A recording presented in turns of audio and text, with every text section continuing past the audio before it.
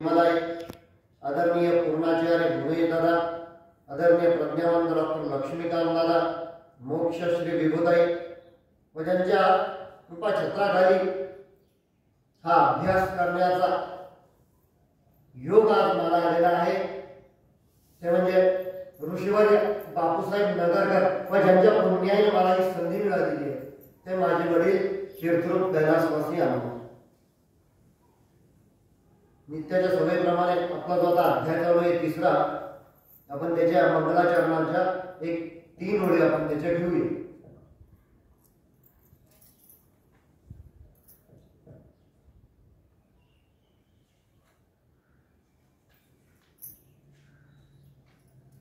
ओम श्री गणेशाय नमः, श्री सद्गुरुभ्यो नमः, श्री भवानी शंकराय नमः, श्री मातृपितृभ्यो नमः, श्री कुलदेवताय नमः.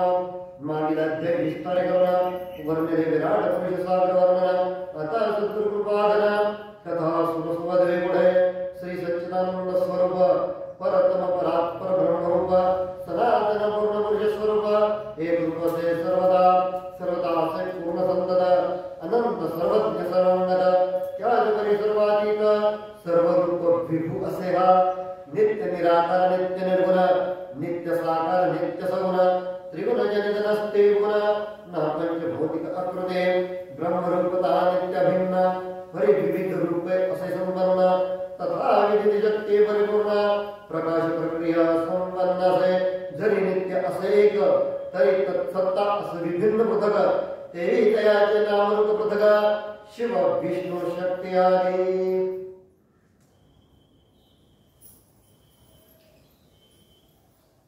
यामध्ये शिवाचं वर्णन करत असताना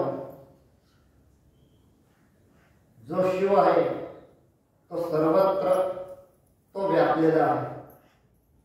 आणि इथं जोपर्यंत मी तुम्हाला आता माझी पूर्ण अनुभूती सांगतो काय ती, या मंदिराचं नाव काय आहे तर उपासनेचे ऊर्जा केंद्र मंदिर हे याचं नाव आहे. आणि उपासना आणि भक्ती आपण आज आता हा विषय थोडा समजून घेऊ. म्हणजे माझा हा प्रयत्न राहणार आहे की गुरुचं स्वरूपही सांगायचं, गुरुचं तत्वही सांगायचं आणि या गुरुमधलं त्यांचं शिवरूप हे शिवपुराणातलं शिवरूप आणि हेच पूर्णवाद ग्रंथामधलं असलेलं हे गुरुरूप या दोन्ही तिन्हींची मला थोडी सांगड घालून इथे सांगावं असं वाटतं. आपण ऐकलेलं आहे की भक्ती आणि उपासना, भक्तीचे नवविधा भक्तीचे हे प्रकार सांगितलेले आहेत. भक्ती म्हणजे काय की ईश्वरासाठी ईश्वराचं नाव घेणं. आणि उपासना म्हणजे काय की आपल्या स्वतःच्या कल्याणासाठी ईश्वराचं नाव घेणं, त्याचं नाव आहे उपासना. उप अधिक आसन म्हणजे त्याच्या जवळ बसणं. थोडक्यात काय तर भक्ती करणारा भक्त याला ईश्वरापर्यंत जाणं. पण उपासनेमध्ये गुरु त्या इष्टदेवतेला आणि त्या शिष्याचा दोघांचा, आणि त्या शिष्याला ते सांगतात की याच्यानंतर तू आता यांची उपासना कर. म्हणजे गुरुचं काम किती मर्यादित करून टाकलं सद्गुरूंनी की तुझा माझा आता संबंध संपला, मी तुला तुझी इष्टदेवता दिलेली आहे. असं जरी गुरूंचं म्हणणं असलं तरी शिष्याने मात्र त्याला जेव्हा जेव्हा नित्य प्रगती साधायची असते तेव्हा तेव्हा मात्र गुरुकडे जावं. मग गुरुकडे का जावं, देवाकडे का जावं याचा आता परवा दादांनी एका प्रवचनामध्ये फार छान सांगितलं की देवाकडे जायचं असतं ते गुण वाढवायला आणि गुरुकडे जायचं असतं ते दोष घालवायला. हाच प्रकार देवपूजेमध्ये सुद्धा असतो आणि गुरुपूजेमध्ये सुद्धा असतो. देवपूजेमध्ये भक्ताचा लहरीपणा चालतो.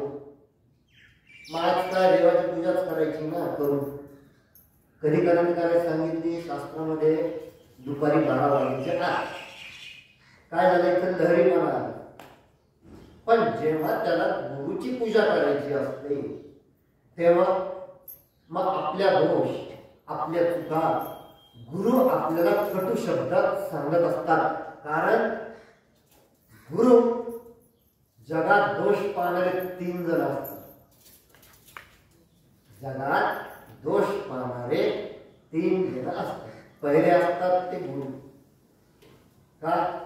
माझा शिष्य कोणत्या गोष्टीत मागे राहत नाही म्हणून गुरु दोष.